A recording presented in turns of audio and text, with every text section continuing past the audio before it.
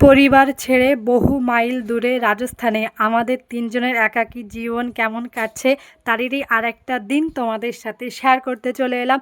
নমস্কার বন্ধুরা, আমি নিপা, আমার আরেকটা ভিডিওয় তোমাদের সবাইকে স্বাগত। তো দেখো, সকালবেলা চলে এসেছি ছাদে। ছাদে না খুব ভালো ঠান্ডা হাওয়া দেয়। তো এই দেখো, এইখানে বর কিন্তু মেয়েকে নিয়ে ঘুরছে। আমরা তিনজন না রোজ ছাদে এসে এই ঠান্ডা হাওয়া উপভোগ করি, ভীষণ ভালো লাগে। আর তোমরা তো দেখতেই পাচ্ছ যে আমাদের ছাদ থেকে ভিউটা জাস্ট কতটা সুন্দর। এরকম একটা দৃশ্য বা ভিউ দেখলে কার না মন ভালো হয়ে যায় বলো। এখন সকাল ওই 7টার মতো বাজে। ঘুম থেকে উঠে সকালে সব কাজবাজ কমপ্লিট করে আমরা তিনজনে একটু উপরে এসেছি। উপরে না ভীষণ ভালো ঠান্ডা হাওয়া দিচ্ছে। এখন আবার নিচে যাব, নিচে গিয়ে রান্না বান্না, মেয়ের খাবার দাবার অনেক কিছুই কিন্তু এখনও বাকি। শুধু সকালের এই বাসি কাজটুকুই কিন্তু আমি করে এসেছি। তো চলো এবার নিচে যাই। এবার নিচে গিয়ে আমি তোমাদের দেখাবো। আমার বর আমাদের ঘরের সামনে একটুখানি জায়গা আছে, সেইখানে সবজি গাছ লাগিয়েছে। এবার ওখানে কি কি গাছ হয়েছে চলো আমি তোমাদেরকে দেখাই। এইটা হচ্ছে আমাদের নিচের সিঁড়ি। তো চলো নিচে যাই, নিচে গিয়ে তারপর তোমাদেরকে দেখাচ্ছি। এই জায়গাটা দেখতে পাচ্ছ, এইখানে দেখো সবজি লাগিয়েছে, একটুখানি জায়গা এখানে নিচে। তো এবার এখানে কি কি গাছ আছে চলো তোমাদেরকে দেখাই। এইখানে দেখো, এই যে এটা হচ্ছে কুমড়ো গাছ, ছোট ছোট। আর এই যে এখান দিয়ে কি শাক। আর এই দেখো, এই একটা পুঁই শাক গাছ, কত সুন্দর লাগছে দেখো পুঁই শাক গাছটাকে। আর এই ভেন্ডি গাছটা কিন্তু অনেকটাই বড় হয়ে গেছে। এইখানে আরও আছে ওই যে কুমড়ো গাছ। আর এইখান দিয়ে ওই জঙ্গল হয়ে গেছে, এইগুলো একবার পরিষ্কার করেছে কিন্তু তাও আবার হয়ে গেছে। এই আর একটা ভিন্ডি গাছ আছে, আছে ওই দুটো চারটে ভিন্ডি গাছ, কুমড়ো গাছ এইগুলোই আছে। আর ওইখানে আর একটা উচ্ছে গাছ। এইবার চলো তোমাদেরকে দেখানো হয়ে গেল, এইবার রান্নাঘরে যাই। রান্নাঘরে গিয়ে রান্নাবান্না সব কিছু কমপ্লিট করি। রান্নাঘরে তো চলে এসেছি। আজকে যেহেতু শনিবার তাই জন্য আমি লাউ ডাল রান্না করব। এখানে আমি দেখো লাউটা কেটে রেখেছি। আর এখানে উচ্ছে ভাজি করব। আর দেখি আলু টালু সেদ্ধ দিই কি না। তো আজকে এইটুকুনি রান্না করছি। তো চলো বেশি কথা না বলে রান্নাটা শুরু করা যাক। আজকে যেহেতু শনিবার, শনিবারে আমি নিরামিষ খাওয়ার চেষ্টা করি। আর বুধবারটা কি বলো তো, এই রাজস্থানে সবজির না খুব অভাব, খুব একটা বেশি ভালো সবজি কিন্তু এইখানে পাওয়া যায় না। তাই নিরামিষ খেতে চাইলে বা ইচ্ছা করলেও না খুব একটা ভালো পারি না নিরামিষ খেতে। কি করব বলো, যেখানে যেরকম পরিস্থিতি সেই রকমভাবেই চলতে হবে।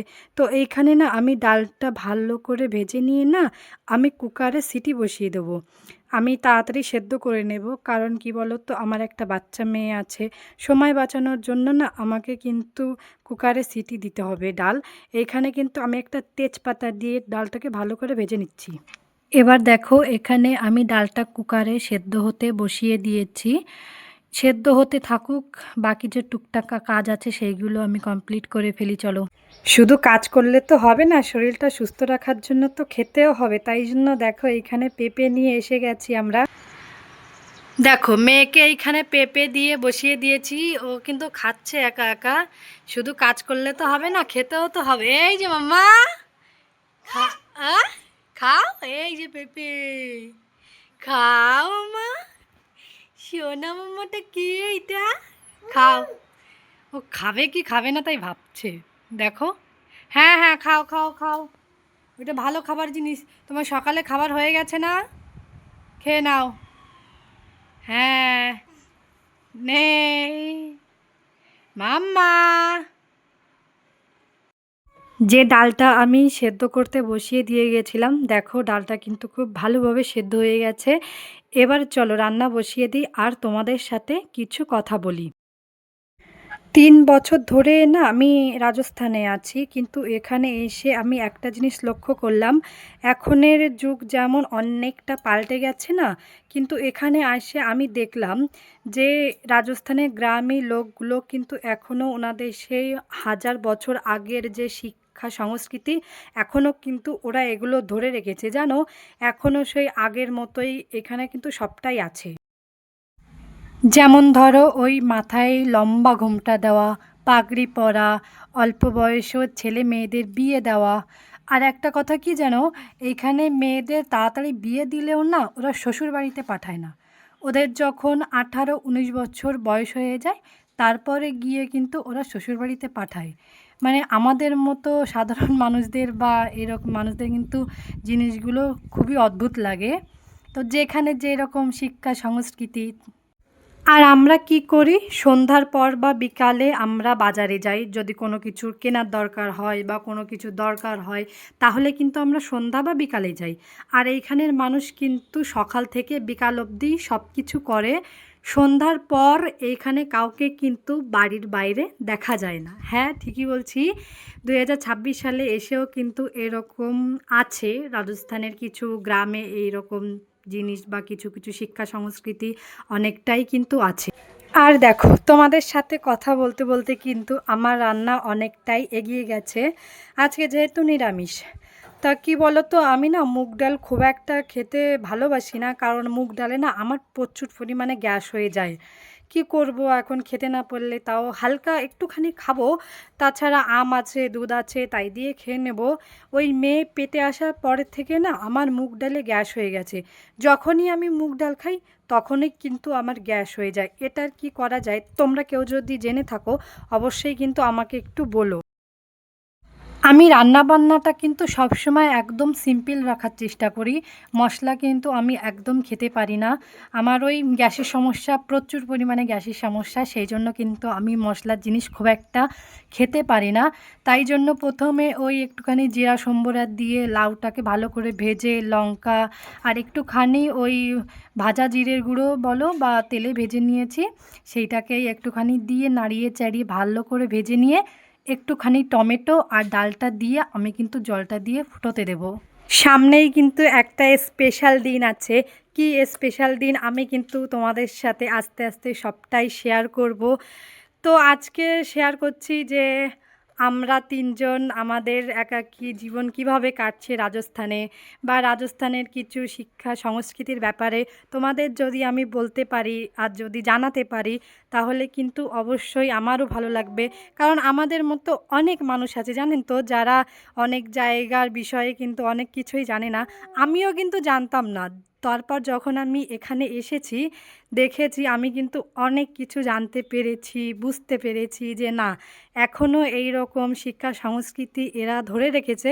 বেশ ভালো লাগছে দেখে যে না, আমার মেয়ে যেহেতু ছোট তাই জন্য না আমি ওই দুটো গ্যাসেই দুটো কড়াই বসিয়ে দিয়েছি, যাতে আমার রান্নাটা তাড়াতাড়ি হয়ে যায়। কারণ মেয়ে যদি আবার কান্না শুরু করে তাহলে কিন্তু আমার কাজ করতে অসুবিধা হবে। এখন অবশ্য মেয়ে ওর বাবার কাছে আছে, খেলা করছে। আর এক পাশে দেখো আমি উচ্ছে ভাজি আর এক পাশে ডাল বসিয়ে দিয়েছি। কি করব, একটা ছোট বাচ্চা থাকলে তো একটু সমস্যা হয়, কিন্তু সেরকম আমার কোনো সমস্যা হয় না, কারণ আমার মেয়ে আমাকে খুব একটা বেশি জ্বালায় না।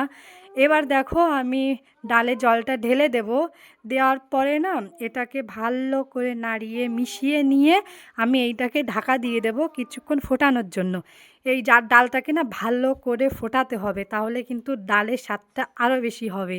তো জানো, জীবনে বেঁচে থাকার জন্য না আমাদের প্রত্যেকটা মুহূর্ত, প্রত্যেকটা দিন কিন্তু আমাদের লড়াই করে বাঁচতে হয়। আমি জীবনে কখনো ভাবিনি যে পরিবারকে ছাড়া এরকমভাবে আমাকে দূরে এসে থাকতে হবে। কারণ আমার কখনোই অভ্যাস ছিল না, আর আমি কখনো ভাবতেও পারিনি। কিন্তু কি করব বলো, বেঁচে থাকতে গেলে জীবনে কিন্তু এরকম অনেক কিছুই করতে হয়, যেগুলো আমরা না স্বপ্নেও ভাবি না কখনো করতে চাই। বেঁচে থাকার জন্য প্রত্যেকটা মুহূর্ত, প্রত্যেকটা দিন আমাদের লড়াই করে বাঁচতে হবে আর কি।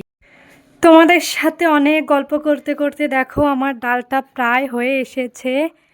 দেখো অনেকটাই কিন্তু হয়ে গেছে, অনেকক্ষণ ধরে কিন্তু ডালটাকে আমি ফুটিয়েছি। আর এইখানে দেখো আমার উচ্ছে ভাজিটাও হয়ে গেছে।